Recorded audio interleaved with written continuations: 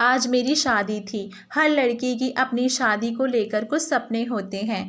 वे अपने अरमान अपनी शादी के लिए बचाकर रखती है। लेकिन मेरी शादी जो हुई थी वे दूसरी शादियों से ज़रा अलग थी। ये शादी कम और एक सौदा सादा थी। मेरी मजबूरी का सौदा मैं विदा होकर अपने ससुराल आ गई।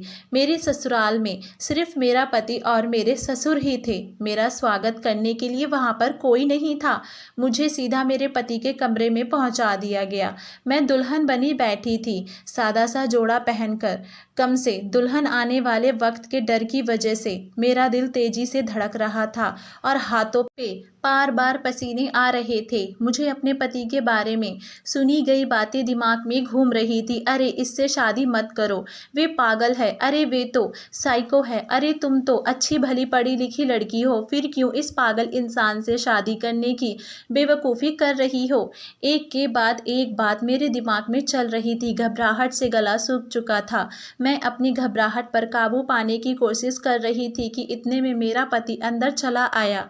मैं थोड़ा सिमट गई। वे आकर मेरे पास बेड पर बैठ गया और मुझसे कहने लगा कि अपना घूंघट उठाओ। मुझे बात बहुत अजीब लगी, लेकिन मैंने पहले ही अपने पति के बारे में इतनी अजीब अजीब बातें सुन रखी थी, इसीलिए मैंने उसकी बात मानी और अपना घूंघट खुद ही उठा लिया। मगर जैसे ही मेरी निगाह उसके चेहरे पर पड़ी तो मैं चौंक उठी और उसने भी चौंक कर अजीब नज़रों से मेरी तरफ देखा और कितनी देर टिकटिकी लगाए मुझे देखता रहा। और ना जाने उसे क्या हुआ, वे एकदम से उठकर कमरे में टेरेस पर चला गया। मेरा नाम मानवी है और मैं गरीब घराने से संबंध रखती हूँ। घर में मेरे अलावा माँ, पिताजी और एक छोटा भाई भी है। भाई अभी छोटा है और गवर्नमेंट स्कूल में पढ़ रहा था, जबकि मैं एंटर करके दिल्ली के एक मशहूर यूनिवर्सिटी में स्कॉलरशिप पर पढ़ रही थी। यहाँ पर मेरी जैसी लड़कियाँ बहुत कम थी जो गरीब फैमिली से हो। यहाँ पर अच्छे अच्छे अमीर घरों की लड़के और लड़कियाँ पढ़ने आती थी, इसीलिए मैं शुरू से ही अपने आप में ही मगन रहती थी। मेरे कॉलेज में भी किसी से दोस्ती नहीं थी और अब यूनिवर्सिटी में भी मैंने किसी से दोस्ती नहीं की। बस प्रोजेक्ट के लिए क्लास का जो ग्रुप सर ने बनाया था उनसे उनके साथ कभी कभी स्टडी की डिस्कशन कर लेती थी। लेकिन इन्हीं दिनों में जयपुर से एक लड़का राहुल माइग्रेट होकर हमारे डिपार्टमेंट में आया। उसके आते ही पूरे डिपार्टमेंट से उसका चर्चा होने लगा। वे बहुत हैंडसम था और हर लड़की उससे बात करने की तमन्ना रखती थी। मैंने भी जब पहली बार उसे देखा, देखकर कहा तो अपना दिल ही दे बैठी। लेकिन वे तो ऐसा चांद था जिसे मैं छूने की तमन्ना तो रख सकती थी लेकिन छू नहीं सकती थी। मेरे साथ ऐसा पहली बार हुआ था, लेकिन मैंने फीलिंग्स पर जाहिर नहीं होने दिया था। क्लास में जब नए ग्रुप बने तो राहुल मेरे ग्रुप में शामिल हो गया। वे अक्सर ये होने लगा कि हमारी बातचीत पढ़ाई के सिलसिले में होने लगी। कभी कभार राहुल मेरे नोट्स भी बना देता। वे हर तरह से पढ़ाई में मेरी मदद करता था। इसमें असाइनमेंट में मेरे साथ मेरी मदद करता, जबकि किसी और लड़की से वे बात भी नहीं करता था। कुछ लड़कियां तो मुझसे कहने लगी कि राहुल तुम्हें पसंद करता है, लेकिन मैं उनकी बात एक कान से सुनकर दूसरे कान से निकाल देती, क्योंकि मुझे अपनी औकात का पता था। बेशक मैं बहुत खूबसूरत थी, लेकिन मेरा स्टेटस राहुल के स्टेटस के साथ मैच नहीं करता था और वे कोई पागल था जो इतनी अच्छी लड़कियों को छोड़कर मुझे पसंद करता। वे मुल्क की हाई प्रोफाइल फैमिली से ताल्लुक़ रखता था और मैं एक निचली तबके से ताल्लुक़ रखती थी जिसका बाप सब्जी बेचता था। यूनिवर्सिटी का पहला वक्त कैसे गुजर गया कुछ खबर ही ना हुई। ना मैंने कभी राहुल से अपने प्यार का इजहार किया और ना ही कभी राहुल ने मुझसे कोई फालतू बात की। आज हमारा यूनिवर्सिटी में आखिरी दिन था, लेकिन आज राहुल नहीं आया था। मेरे दिल को अजीब सी बेचैनी लगी हुई थी। मैंने बहुत इंतज़ार किया। मैं एक आखिरी बार उसको देख लेना चाहती थी, लेकिन ना जाने वे क्यों नहीं आया। हमने तो कभी एक दूसरे को अपना नंबर भी नहीं दिया था, कभी इसकी ज़रूरत ही नहीं पड़ी थी और आज आखिरी दिन भी वे ना आ सका। मैं बड़े बुझे दिल के साथ यूनिवर्सिटी से घर आई। मेरा आखिरी दिन बहुत बुरा गुजरा था। कुछ दिन तो यूनिवर्सिटी के थकान उतरने में ही गुजर गए, लेकिन फिर यूनिवर्सिटी छोड़ने के कुछ समय बाद ज़िंदगी ने ऐसा पलट खाया कि मैं दंग रह गई। पिताजी को अचानक काम के दौरान हार्ट अटैक हुआ और वे कई दिनों तक अस्पताल में दाखिल रहे। काम तो बंद हुआ ही साथ टेस्टों के दौरान पता चला कि पिताजी के लौव बंद हैं और दिल की मरीज सर्जरी करवानी पड़ेगी। हमारी इतनी हैसियत नहीं थी कि इतना महंगा इलाज अफोर्ड कर सके। वक्त तौर पर सरकारी अस्पताल में इलाज करवाया और पिताजी घर तो आ गए, लेकिन डॉक्टर ने सख्ती से उन्हें आराम करने को कहा। पिताजी अब ज़्यादातर घर पर ही रहते थे। वे बहुत कोशिश करते कि काम पर जाएं, लेकिन मैं उन्हें मना करती और काम पर जाने नहीं देती। एक दिन मुझसे चोरी से वे काम पर चले गए तो तबीयत ज़्यादा खराब हो गई, तो पिताजी भी खुद ही कहने लगे कि अब जब तक ठीक नहीं हो जाता तब तक नहीं जाऊंगा। लेकिन फिर ऐसा कब तक चलता? घर में मौजूद जितने भी राशन था वे सब खत्म होने आ गया था। जितनी जमा पूंजी थी वे भी थोड़ी थोड़ी करके लगने लग गई थी। हमने घर भी बदल लिया, एक कम किराए पर एक छोटा सा घर ले लिया। माँ का परेशान चेहरा देखकर मैं खुद परेशान हो जाती। भाई तो भी बहुत छोटा था, इसीलिए सवाल ही पैदा नहीं होता वे काम करेगा तो मुझे ही बाहर कदम निकालना पड़ेगा। पहले तो पिताजी की ही सब्जी की रेडी निकाल के घर के बाहर लगा ली। प्रतिदिन सुबह मम्मी के साथ जाकर मंडी से ताज़ा सब्जी ले आती और घर के बाहर रखकर बेच देती, लेकिन इसमें इतने पैसे नहीं बचते थे कि हमारी डेली के खर्चे पूरे हो जाते। लेकिन पिताजी के इलाज के लिए पैसे कहाँ से आते? इसीलिए मैंने एक फैसला किया और माँ को इस बारे में बताया। माँ ने मुझे बहुत मना किया, लेकिन मैं अपनी बात पर डटी रही और मैंने पिताजी से इजाज़त ले ली। इजाज़त देते हुए पिताजी का दिल भी बहुत भारी हो रहा था, क्योंकि उन्होंने मेरे लिए कुछ और ही सपने देखे थे और अब एकदम हालत की पलटी की वजह से वे सब अधूरे रह गए थे। पिताजी की परमिशन मिलते ही मैंने अगले ही दिन अलग अलग जगहों पर नौकरी के लिए अप्लाई करना शुरू कर दिया। अखबार और उनमें नौकरियों के एड्स देखकर बहुत जगह पर अप्लाई किया, लेकिन पूरे 1 महीनों में नौकरी के लिए अप्लाई करती रही और मुझे कहीं भी नौकरी नहीं मिली। इंटरव्यू के कॉल आते, मैं इंटरव्यू देने जाती, लेकिन ऐसा लगता था जैसे वहां पर पहले से ही नौकरी के लिए सिलेक्शन हो गया हो और ये इंटरव्यू बस एक फॉर्मेलिटी हो। लेकिन फिर इन्हीं दिनों में एक जगह पर नौकरी लग गई। सैलरी बहुत ज़्यादा नहीं थी, लेकिन अच्छी थी। मैं खुशी से खिल उठी और फ़ौरन ज्वाइन कर लिया। अभी मुझे ज्वाइन किए हुए कुछ ही दिन गुजरे थे। एक दिन बस बॉस ने मुझे अपने कमरे में बुलवाया और कहने लगे, मिस मानवी, आपकी जितनी काबिलियत है और जितना अच्छा आप काम करती हैं, इसके हिसाब से आपकी सैलरी और पोस्ट कुछ कम नहीं है क्या? बॉस ने मुझसे सवाल किया तो मैं थोड़ा घबरा गई कि हाँ बोलूं या ना, लेकिन फिर हिम्मत जमा करते हुए मैंने कहा हाँ मैं कह दिया और वे कुछ देर मुझे गहरी निगाहों से देखते रहे। मुझे उलझन होने लगी, लेकिन फिर वे कहने लगी, आपकी सैलरी और पोस्ट बढ़ सकती है, लेकिन अगर आप मुझे खुश करें तो। उसने कहा तो मैं उलझन भरी नज़रों से उसकी तरफ देखा और पूछा, कैसा सर? वे बड़ी कमीनी से हंसते हुए कहने लगा, मिस मानवी, अब आप समझदार हैं, समझ सकती हैं, इसके लिए आपको बस मुझे खुश करना होगा। बॉस की बात सुनकर मैंने तो तन बदन में आग लग गई। मैं एकदम से गुस्से से खड़ी हो गई और कहने लगी कि तुम जैसे कमीनों की वजह से ही लड़कियां घरों से निकलने को डरती हैं। मैं लालच भेजती हूँ तुम पे और तुम्हारे काम पे। मैं गुस्से से ये कहती हुई ऑफिस से बाहर आ गई। पीछे से वे कमीना बॉस मुझे आवाज़ें ही देता रह गया। मेरी आंखों से आंसू बह रहे थे। मुझे अपने आप इतना लाचार और बेमल लग रहा था। ये दुनिया मजबूर और लाचार लोगों की नहीं थी। मैं कितनी देर इसी तरह बेमकसद सड़क किनारे चलती रही, लेकिन आखिर कब तक? घर तो जाना ही था। घर पहुंचकर माँ ने मेरा परेशान चेहरा देखा तो पूछने लगी, क्या हुआ मानवी, तुम इतनी परेशान क्यों हो? माँ के पूछने की देरी थी कि मैं फूट फूट कर रोने लग गई और माँ को सारी बात सच सच बता दी। माँ ने मुझे अपने साथ लगा लिया और हौसला दिया और कहने लगी, बेटा अब तुम घर से बाहर निकलोगी तो तुम्हें इस तरह के बहुत से भेड़ियों से लड़ना होगा। ऐसे बहुत से दरिंदे तुम्हारे रास्ते में आएंगे, लेकिन तुम्हें हिम्मत और समझ से काम लेना होगा। माँ ने इसके बाद मुझे बहुत समझाया, पर मैं अब काफ़ी हद तक परेशान हो गई थी। अगले दिन मैं हिम्मत और हौसले से नई जॉब देखने लगी और फिर जल्दी मेरी किस्मत से मुझे MK एंटरप्राइजेशन में नौकरी मिल गई। ये नौकरी पहले वाली नौकरी से बहुत अच्छी थी, सैलरी ज़्यादा थी और पिंक एंड ड्रॉप की सुविधा भी थी। मुझे अब काफ़ी आसानी हो गई थी। यहाँ पर काम करते हुए मुझे 9 महीने हो गए थे। यहाँ का माहौल बहुत अच्छा था। मैंने आज तक सिर्फ अपनी कंपनी हेड को ही देखा था। हालांकि ऑफिस में बॉस के बेटे की बहुत बातें होती थी। कोई उसे पागल कहता था, कोई दीवाना कहता था, कोई साइको कहता था, लेकिन मैंने कभी आज तक उसे नहीं देखा था। शायद वे ऑफिस आता ही नहीं था। मैं भी अपने काम से काम रखती थी।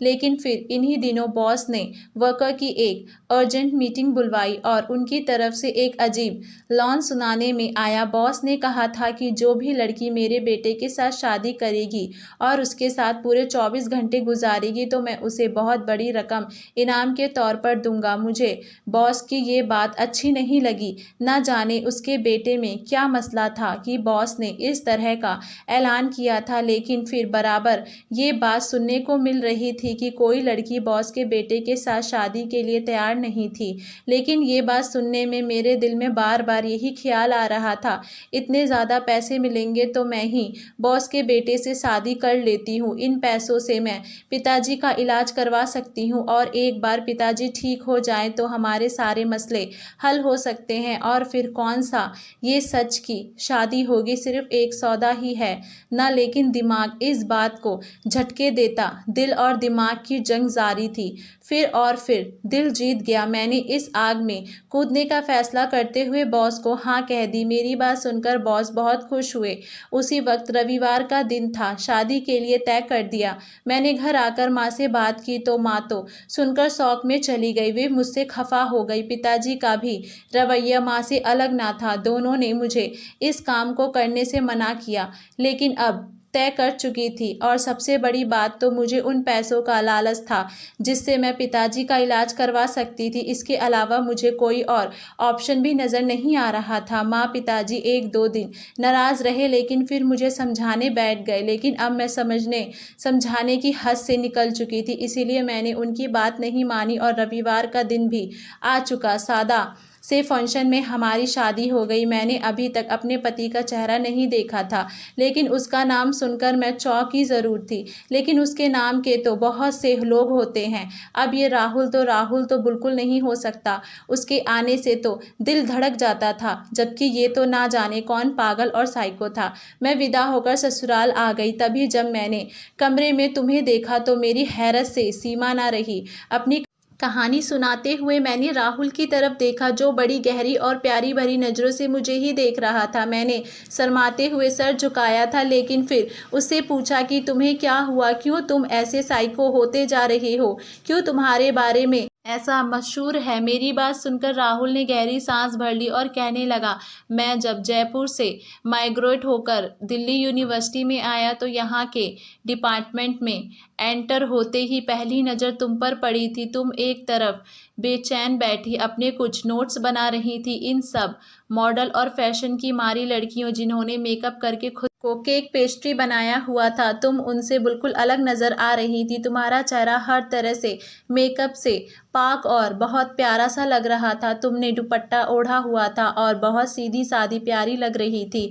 मैं कुछ पल बस तुम्हें देखता रहा। ऐसा नहीं था कि मेरी ज़िंदगी में पहली लड़कियां नहीं आई थीं, लेकिन वे सिर्फ वक्त गुजरने के लिए थी। लेकिन तुम्हें देखकर मैं पहली नज़र में ही मोहब्बत का शिकार हो गया और मैंने वहीं खड़े खड़े फैसला कर लिया था कि सिर्फ तुम्हें ही अपनी पत्नी बनाना है। और ये सोच आते ही एक सुकून सारा दिल उतर गया।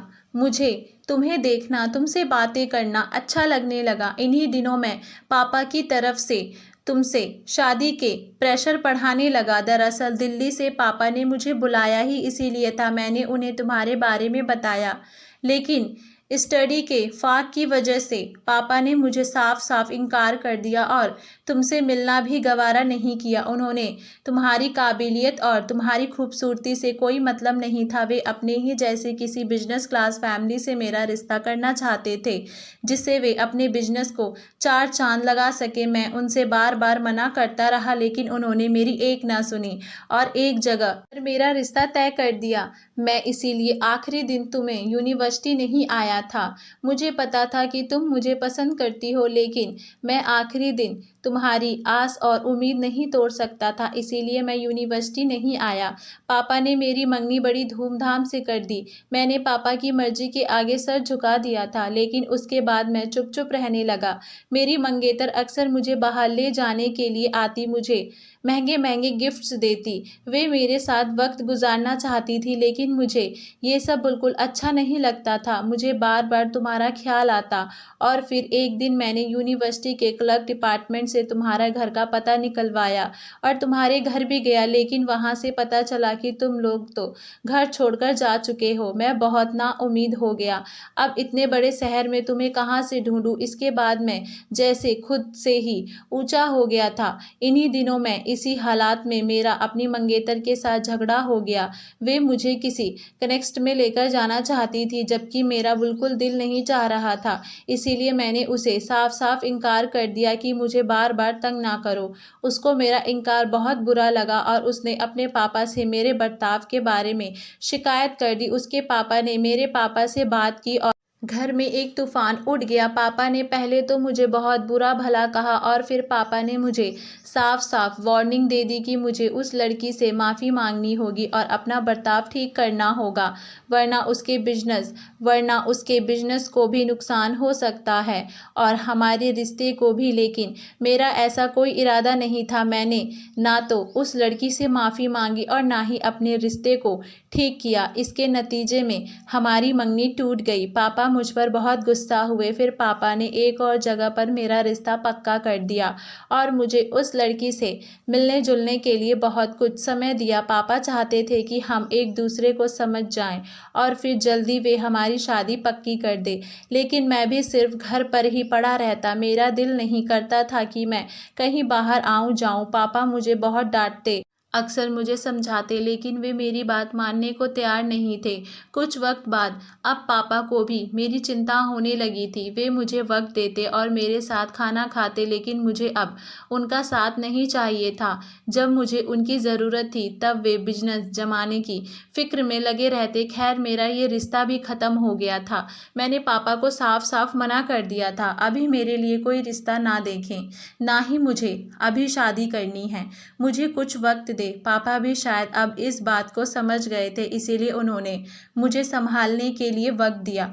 कुछ दिन इसी तरह से गुजर गए। पापा ने एकलौते बेटे को दुनिया से अलग थलग और दुनिया से ऊंचा देखते हुए तो उन्हें अच्छा नहीं लगता। अक्सर वे मेरे दोस्तों को कॉल करके बहाने से घर बुलवा लेते ताकि मैं खुश होऊं, लेकिन मैं वक्त बहुत बहल जाता और फिर बाद में उसी हालात का शिकार हो जाता।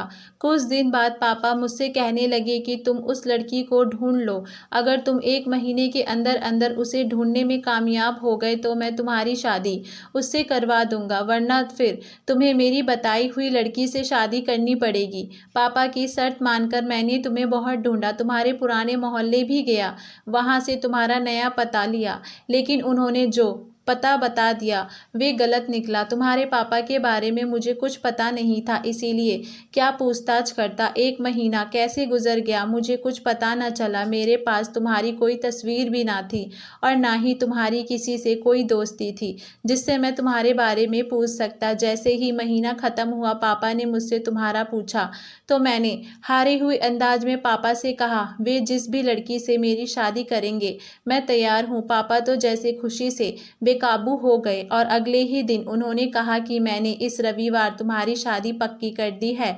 रविवार को तैयार रहना। मैंने उनसे लड़की के बारे में कुछ भी नहीं पूछा, क्योंकि अगर तुम नहीं हो तो कोई भी हो, क्या फ़र्क पड़ता है। रविवार को तय वक्त पर मैं तैयार हो गया। शादी के दौरान तुम्हारा नाम सुनकर मैं चौंका ज़रूर था, मगर मानवी नाम की लड़कियां ना जाने कितनी इस दुनिया में होंगी, मैं ये सोचकर रह गया। और फिर तुम्हें अपने कमरे में देखकर हैरान हो गया हूँ। शायद भगवान ने हमारा मिलना लिखा था, इसी तरह हमारा नसीब जुड़ना था। और देख लो, आज आज हम एक हो गए, राहुल ने कहते हुए अपना हाथ आगे किया और मैंने भी उसके हाथ पर अपना हाथ रख दिया। अगले दिन सुबह मैं और राहुल बहुत खुश अपने कमरे से बाहर निकले और जाकर पापा से मिले। पापा हम दोनों को एक साथ खुश देखकर बहुत हैरान हुए और फिर हम दोनों को एक साथ गले लगा लिया। उनकी आंखें भीग गईं, शायद वे भी राहुल की इस हालात की वजह से बहुत ज़्यादा परेशान में थे और अब उसे खुश देखकर उन्हें अच्छा लगा। हम सब मिलकर नाश्ता करने लगे। राहुल मुझे थोड़ी थोड़ी देर बाद हर चीज़ उठाकर मुझे दे रहे थे। मुझे बहुत अच्छा लग रहा था और पापा हैरानी से राहुल को देख रहे थे। सिर्फ मैं और राहुल ही सच्चाई जानते थे। उन्होंने पापा को इस बारे में कुछ नहीं बताया। मैंने और राहुल ने एक दूसरे से वादा किया था कि ये बात हम कभी किसी दूसरे को नहीं बताएंगे कि हम एक दूसरे को पसंद करते थे और मैं वही लड़की हूँ जिससे राहुल शादी करना चाहता था। पापा को भी सच्चाई का पता नहीं था, इसीलिए वे हमें खुश देखकर बहुत खुश थे कि अचानक राहुल पापा से कहने लगा, पापा मैं असल आपका धन्यवाद करना चाहता हूँ कि आपने मानवी को मेरी ज़िंदगी का साथी चुना। इससे बेहतर लड़की मेरे लिए कोई हो ही नहीं सकती थी। राहुल ये कहते हुए उठकर पापा के गले लग गए। पापा की आंखें भीग गईं। वे कितने देर राहुल को अपने सीने से लगाए खड़े रहे। हमारी शादी को लगभग 1 महीना हो गया था। यूं ही बैठे बैठे मुझे राहुल की माँ का ख्याल आया तो मैंने उससे पूछ ही लिया, राहुल आपकी मम्मी कहाँ है? मैंने कभी उनके बारे में नहीं सुना और ना ही कभी उनकी कोई तस्वीर देखी। यहाँ तक कि मुझे पूरे घर में उनकी तस्वीर भी नज़र नहीं आई, जबकि आपके बचपन की तस्वीरें और पापा के अलग अलग शहर की तस्वीरें घर में जगह जगह लगी हुई हैं।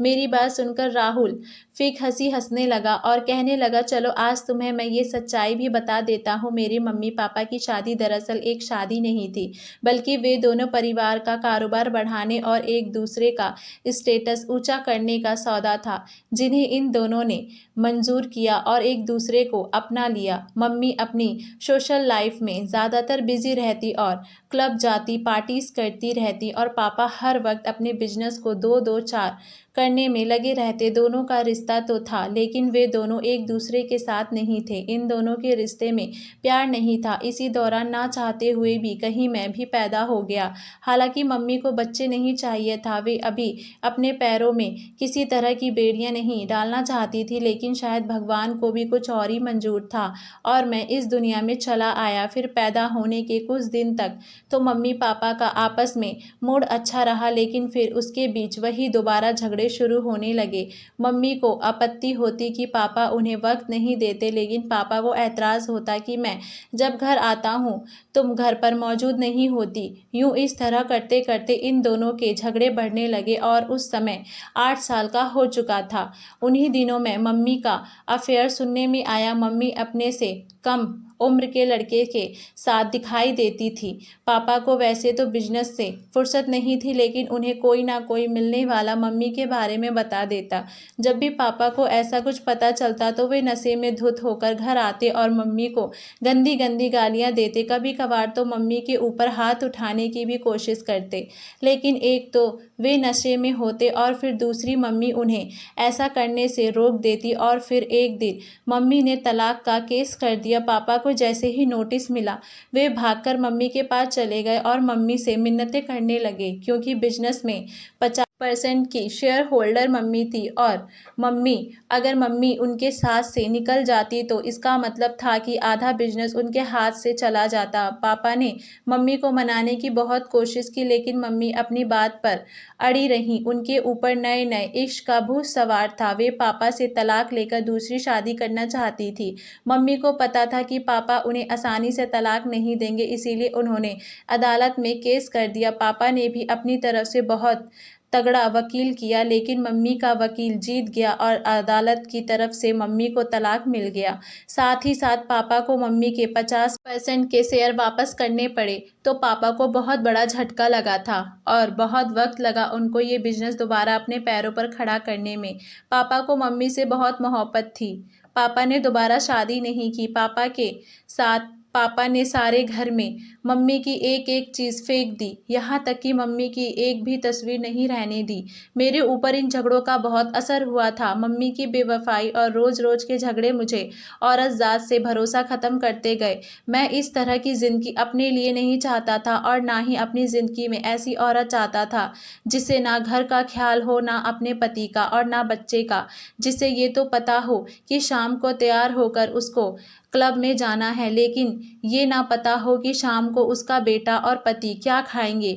इसे गैर मर्दों से अपनी तारीफ सुनकर अच्छा लगता हो। मुझे ऐसी औरत नहीं चाहिए। मैं चाह रहा था कि मुझे वो औरत मिले जो अपनी अटेंशन और प्यार की भूखी हो, जो मुझसे मोहब्बत करे, जो मेरे घर को घर बनाकर रखे और जब अपने घर वापस आऊं तो मुस्कुराती हुई मुझे दरवाजे पर वेलकम करती मिले। फिर इसीलिए जब मैंने तुम्हें देखा तो मुझे लगा कि तुम ही वे औरत हो जो मेरी ज़िंदगी में ये सब ला सकती हो। हालांकि मैंने अपनी सोशल साइड में से बहुत सी लड़कियां देखी, मुझे अच्छी भी लगी, लेकिन वे सब की सब मम्मी की तरह ही थी। मम्मी की तरह उनके ख्यालात थे, उनकी ज़िंदगी भी मम्मी की ज़िंदगी जैसे ही थी। मैं धीरे धीरे इन सब से ऊंचा अल्ट होता गया और फिर बिल्कुल ही पीछे हट गया। और जब मैं माइग्रेन होकर आया तो मुझे लगा कि मेरी तलाश ख़त्म हो गई है। राहुल ने ये कहते हुए प्यार से मेरे कंधे पर हाथ रखा। मैंने उसके सीने से सर लगा लिया क्योंकि मुझे मालूम था कि राहुल की मोहब्बत और साथ हमेशा मेरे लिए है और आगे की ज़िंदगी में अब खुशियाँ ही खुशियाँ हैं। धन्यवाद दोस्तों। आपको हमारी कहानी कैसी लगी हमें नीचे कमेंट बॉक्स में ज़रूर बताइएगा।